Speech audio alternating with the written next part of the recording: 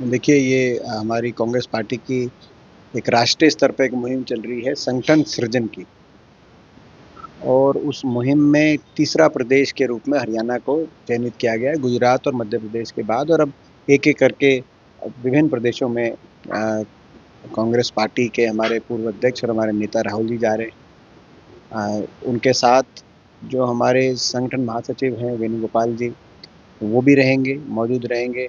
हमारे प्रभारी बीके हरिप्रसाद जी और कांग्रेस के हरियाणा के जो हमारे वरिष्ठ नेतागण हैं, सभी उस बैठक में रहेंगे। और किस रूप से आगे हरियाणा के अंदर जो एक संगठन को लेकर कांग्रेस के कार्यकर्ता के मन में एक बात रहती थी कि हरियाणा में संगठन बनना चाहिए, पार्टी का संगठन में विस्तार होना चाहिए, उसको उसको लेकर मैं समझता हूँ ये सकारात्मक आज एक कदम माना जाएगा। और मुझे उम्मीद है कि आने वाले दिनों में एक समयबद्ध रूप से हरियाणा का संगठन का विस्तार इस प्रक्रिया के माध्यम से होगा। पिछले 11 साल से संगठन का प्रदर्शन नहीं हुई, क्या वजह मानते हैं? क्या इस बार संगठन बनाने को लेकर बहुत निश्चय हो, क्योंकि लगातार जल्दी चुनाव आते हैं, कुछ ये काफी भी जाते हैं कि संगठन की वजह से जो रिजल्ट है वो सही नहीं आए, इस प्रकार की बातें अक्सर होती हैं। देखिए, संगठन की कमी महसूस की गई है।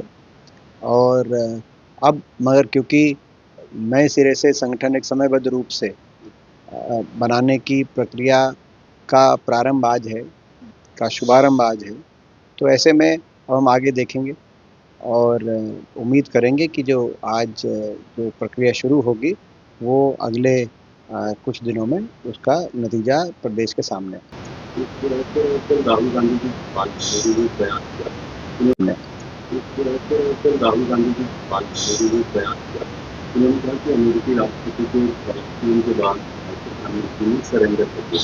साथ ही उन्होंने ये भी कहा कि बीजेपी और आरएसएस का कोई इतिहास में आने तो कैसे दिखती है? देखिए, जहाँ तक अमेरिकी राष्ट्रपति ट्रंप की के बयान की बात है, बार बार लगभग 14 बार उनका बयान आ चुका है। वो विश्व पटल पे बार बार इस तरह का बयान दे रहे हैं जिसमें 140 करोड़ देशवासियों की भावनाओं को ठेस पहुंचती है जब वो ऐसी बात करते हैं, जब पाकिस्तान और हिंदुस्तान को एक बराबर तोलने की बात करते हैं। कभी कश्मीर की बात करते हैं, जिस कश्मीर पे कोई विवाद ही नहीं है, जिसमें वो कश्मीर हमारा अभिन्न हिस्सा था, है और रहेगा, उस पर कोई चर्चा वार्ता का कोई प्रश्न ही नहीं उठता। और एक भी शब्द आतंकवाद के खिलाफ नहीं बोलते। और वो कहीं ना कहीं जो है जो वो बोलते हैं।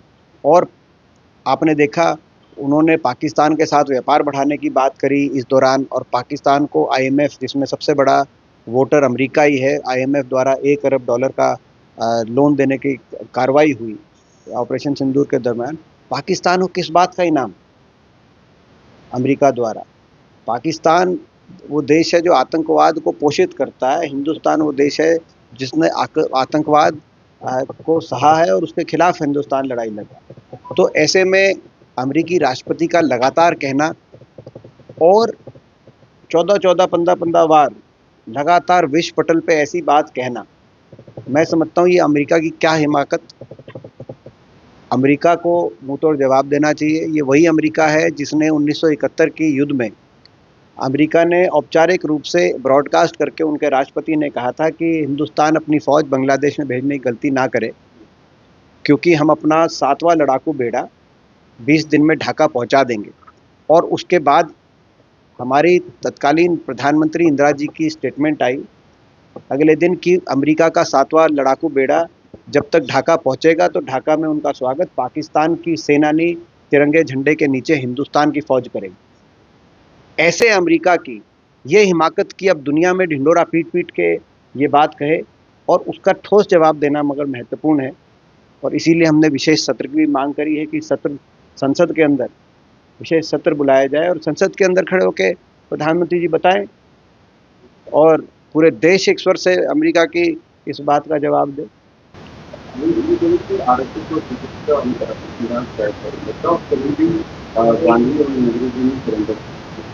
मैंने अपनी बात बताई आपको।